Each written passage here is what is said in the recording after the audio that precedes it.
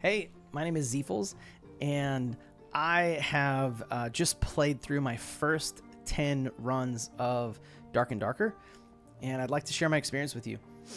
My reasons for doing this are threefold. It is for people that have never played Dark and Darker. I'm a brand new player, and I think you should give it a shot. This is a really cool game. I'll give you a little bit of a background on my gaming experiences, the games that I've played, and I think that this game it scratches the itch for a lot of different genres, and I think it's worth checking out. Two, for new players like myself, you can have somebody to just, to just moan and groan with, to talk about how hard this game is, but to also laugh with when we do stupid things, and to just know that you're not alone. And third, it is for the veterans. It's for people that have put a lot of time into this game. My hope is that that you will watch a new player in full transparency, full vulnerability. Like, I'm going to make mistakes and I'm going to talk about them. I'm not going to be ashamed of them. I'm just going to be like, hey, I did some stupid stuff, and you guys will get some laughs out of it. But as somebody who has a few games in my life that I really, really like, I know that when people pick them up for the first time, I just get so excited. So my hope is that you veterans will just enjoy watching a new player go through this. And I hope that the videos are in a format where you can just turn it on and listen. You don't really need to watch. In this one, I'm just going to be hanging out in the menu, maybe showing you a couple things that I learned, and talk about a few silly things. Like, I still haven't even used one of my spell points, right? Like, I'm learning so much. So this video, I'm just gonna be navigating through the menu and mostly just chatting with you. But I plan on recording some gameplay of some of my games from 11 to 20, so you can observe the growth, and it'll be a fun journey to take you on. So wherever you find yourself in relation to this game, I hope that you enjoy this. So first, why did I pick up Dark and Darker? Well, over the last 4 years, now almost 5 years, I became a dad. And as a dad, I don't really have time to commit to doing raids in World of Warcraft or playing a game of League of Legends anymore. I played that game for years, but I don't really have it's not smart for me to get into a game of League or to start a raid or even a short dungeon in WoW, because I'm probably going to have to put it down if my wife or kids need something. And I don't get a whole lot of time to game anyway, so the progression in WoW, it feels like it takes too long for me to be viable. And then, like League, I feel like I can't play enough to maintain a skill level to play where I want to play.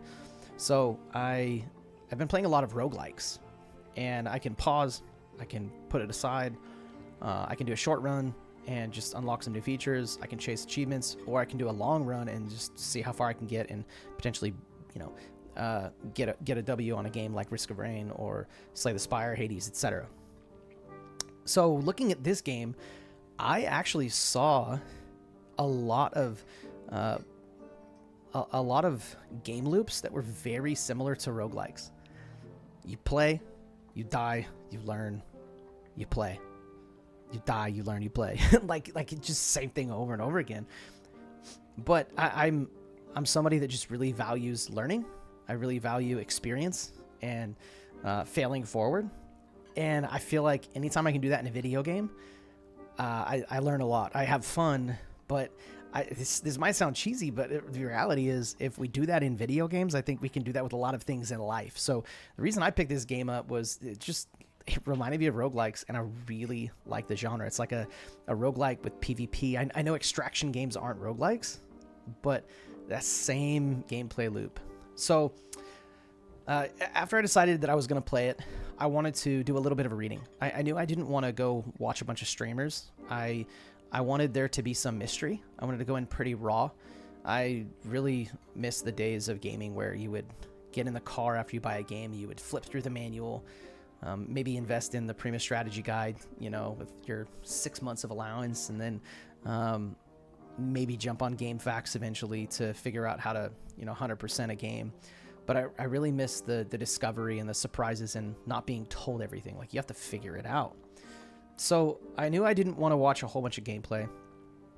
I knew I didn't want to jump into my first games with like my friends and just have them fire hose teach me crap. So what I did was I found a really good Reddit post that I'm gonna put in the video description, and then I found a video. The video was it was a cleric build that was like an end game build, and that didn't help me much because at the beginning you only have access to like X amount of perks and spells, so it wasn't actually as helpful as I wanted it to be, but it did open my eyes to like, wow, how huge this game is. So the reason I picked a cleric is because I've played a lot of games, like high fantasy type stuff. I've done a lot of dungeon crawler-esque games, both on tabletop video games, etc. And I know that a cleric is a class that can solo fairly well. They have a lot of options for PvP, and they're also good in a team. So I know I'm not going to be the player that has like 10 different characters all at max level. I'm probably going to be like a one character player for a while. So I was like, the cleric will give me most options, and it was just an assumption, and I think I've found that to be fairly true so far. So went in with a cleric, read up on this Reddit post, watched a little bit of this video, and then just jumped into my first run. And this is how it went. I had no idea what to do with any of my gear.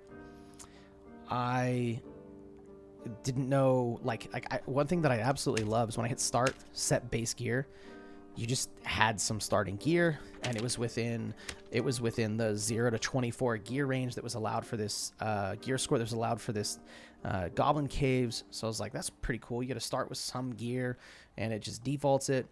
But I started picking up stuff, and I'm like, I don't know what to do with any of this. I don't know what's worth keeping. I don't know what's not worth keeping. But my goal was get a full inventory and leave. And I was actually able to extract my first full game, and I had a full inventory. I wanted to stay longer and get rid of some of the trash, like some of the white and gray gear that I had. But stuff started shaking, and like rocks fell from the ceiling, and I heard footsteps. And I had read in the Reddit post that like there are staircases around the maps. They're on the map. There are ropes around the map. There are like multiple ways to extract. And I actually love that it shows a blue staircase on the map. It's like, hey, go here. I think it's quite generous to new players, and maybe even too generous. I was surprised that they would just tell you like, here's how you get out. Oh, okay. I thought it was gonna be a little harder than that. No, don't get me wrong. It's not easy, but it was actually like very generous of them to do that, to just make it blue and on the map. So some of my friends had mentioned like, hey, ignore PvP or you're gonna die. And I don't know, I'm the kind of player, like I already mentioned, like I value learning, and I feel like there's value in pursuing the PvP elements and just saying like, I might as well learn it while I'm new at the game and hope that I come against other players that are new, because that's probably how I'm going to learn fast. But I also hear what they're saying, and that like you're probably just going to die at first, so it's not worth it to do it until you actually can learn from it, right? Because there's almost a point where like if you jump into PvP right away and you know nothing, because you know nothing, you have no foundation to learn from. So there's a certain, I do think that there is a certain base of knowledge that you need to have before going into PvP in games like this, just because like you won't know how to apply your experience and actually learn from it, right? So I would compare it to like a battle royale, where do you want to do a hot drop or do you want to go somewhere safe? Well, people would say like, oh, go somewhere safe so you can learn the weapons and learn the map, right? But like, I think you learn more about like 5 hot drops where you just keep dying than like one long game where you just run around for 25 minutes, you don't see anybody, and then die to a random like rocket that you don't even know where it came from, right? So it's like catch-22 once again. Like you just don't know what to do. So my goal was, I'm gonna hunt for PvP and I'm gonna learn. I feel like I had enough base knowledge from the Reddit post that I read, and I was able to extract first time. And, you know, I did a lot of dodging the abilities like was recommended, misclicking a lot, like just getting used to like shift is not run, it's walk. Walking backwards is actually not the best thing to do. So you want to turn and run. You can even put your weapon away and run with your fists out, right? Shutting doors behind you is a great thing to do if you're getting chased, but it also takes a while. Jumping while you're doing some actions will like kind of like cancel out the slowness, like cancel out slowing you down. So you want to jump when you do some mechanic things like that I read. I just applied them right away, and that was good. My first run was good. Second run, I pretty much immediately died to a centipede. I got cornered, and I could have been smarter about it, but again, I was getting used to the buttons. I did a lot of misclicking. I think it was a fine way to die, but I was kind of bummed. Like, I think here's what I learned second run was don't try to fight too difficult of monsters quite yet, or if I'm going to, make sure there's no one else around, no other monsters around. I'm full health. I have everything I need. Because I don't know, there's just, again, am I going to just instantly die and not learn anything? But I think I did actually learn quite a bit, and the next time I found a centipede, I ended up killing it. So it wasn't all that bad. It wasn't all that bad. I learned from it. Game 3, I did play with a buddy, primarily because he asked me to play with him, and at times I'm a social gamer, but other times I'm very introverted. So I just shut myself down. I turn off all my lights, get my mic out of my face, and I just, like, shove my face in a game and play for a little bit. But I wanted to play with him. He taught me a bit. I used the rope to escape that one, so that was my second extraction. My first 3 games I extracted twice. He mostly helped answer random questions that came up, like, what do I do with this gear? What do I do with that gear? One thing I don't want to do is, like, just fire hose learn stuff, right? Like, I feel like I'm going to get more information when I'm playing with other people, but I'm probably going to retain more information when I'm not playing with other people. What I mean by that is, like, I'm only going to learn what I self-discover when I'm playing by myself, but I'm going to be taught a whole bunch of stuff from my friend, and I'm probably going to forget more than I remember. But if I learn through experience, I think experiential learning is one of the greatest ways to learn. So if I die to a centipede and I learn, like, oh, they spit acid. Like, yeah, I know they spit acid because it killed me with it. And I know that it shoots it in threes, and I know that after you hit it, it starts like squirting out acid, and you can't walk in it. But if my friend told me that, I'd be like, oh, okay, cool. I'll try to remember that. But because I experienced it, I know what's going to happen. So I did value playing with him. It was a lot of fun playing with him.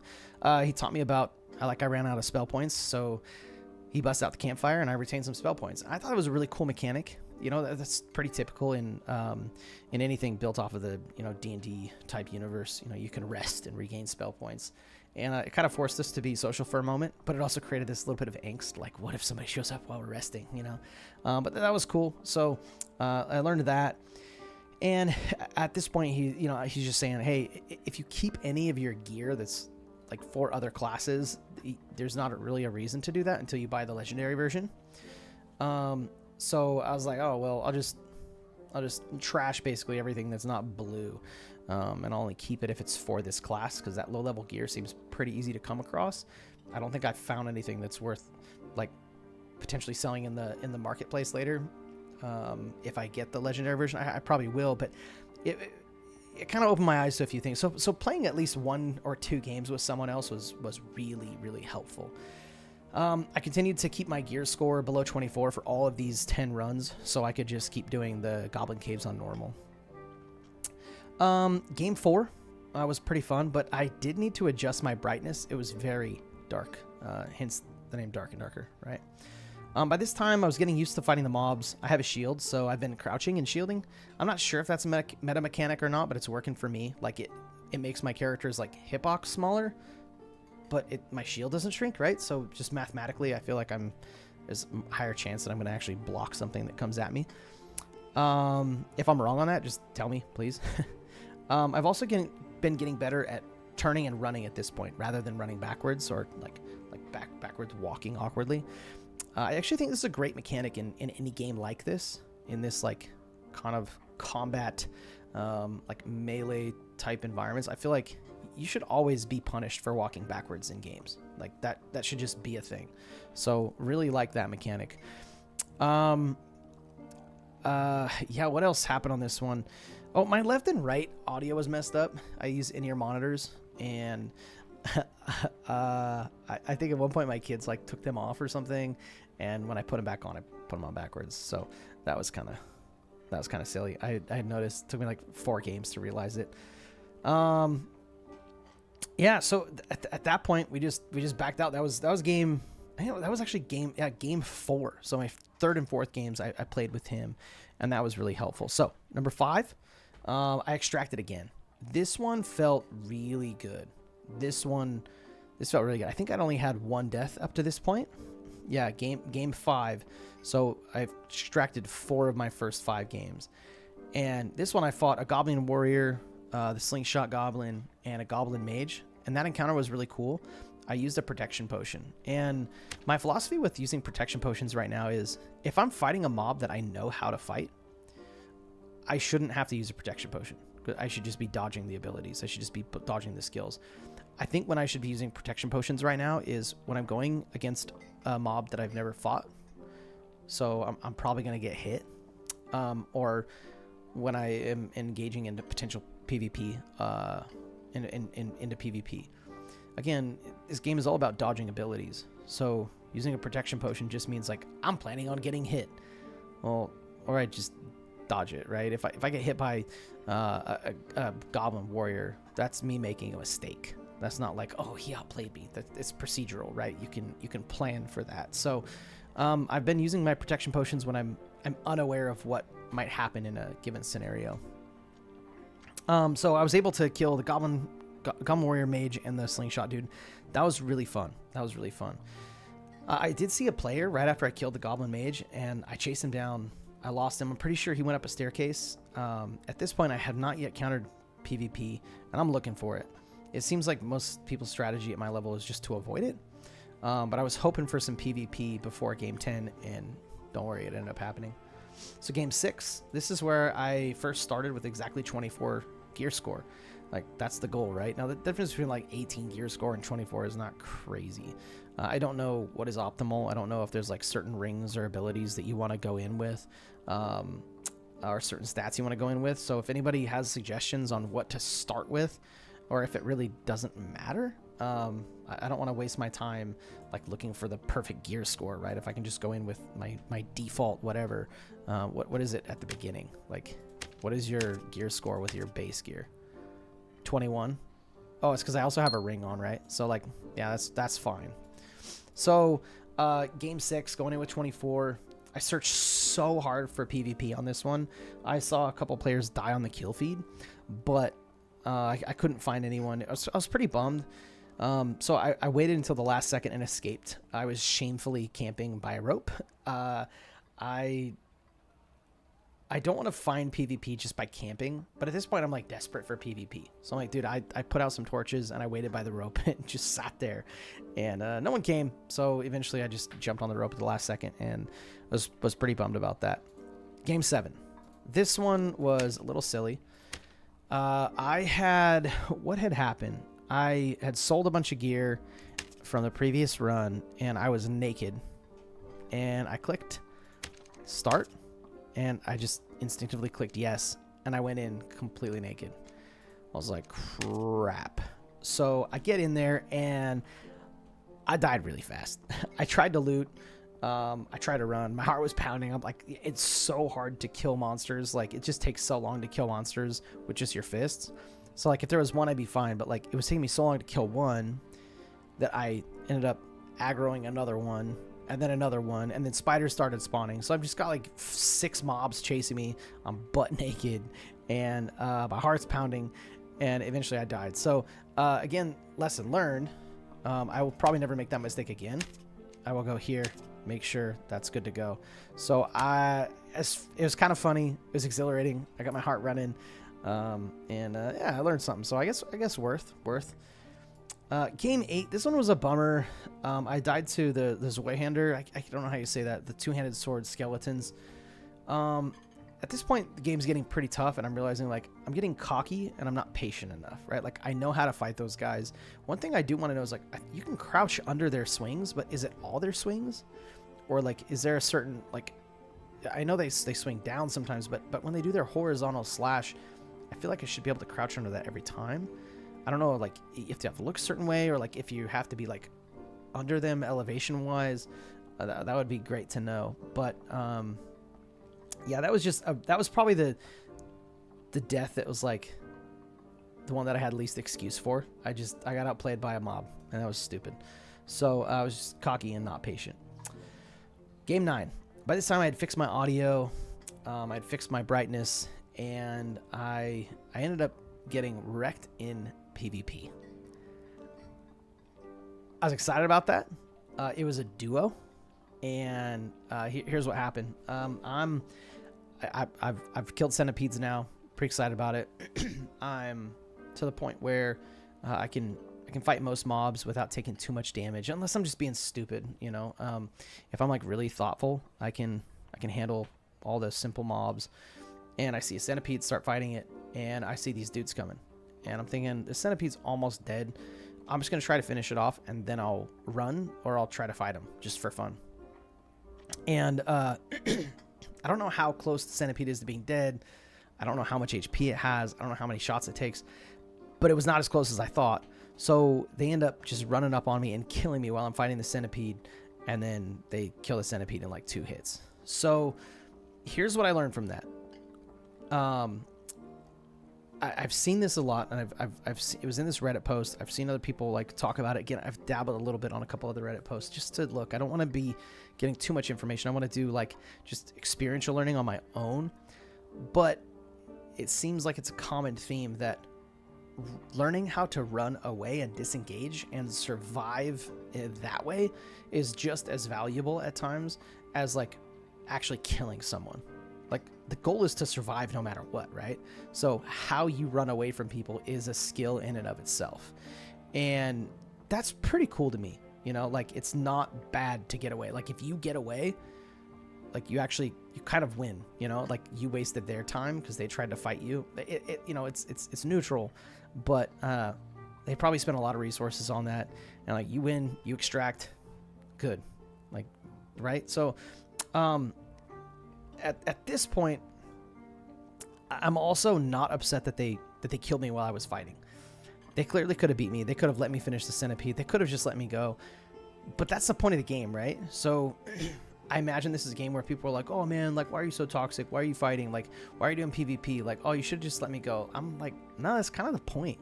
So I was kind of like, respect, deuces, like, whatever. I'll take an L on that one.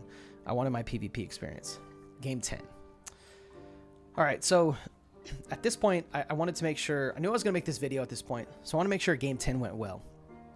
I was like, what are other basic things that I can be doing every game, doing something to improve? So something I realized that was happening was every once in a while I'd take damage because I didn't know a mob was behind me, or like a player would run by while I'm like opening a chest and I'm looking at the wall. So if I approach a chest that is against the wall, now what I do is I put my back to the wall and I open the chest so I can like look around with like this small, like, what, 45-degree cone, and I can look at what's happening in the room.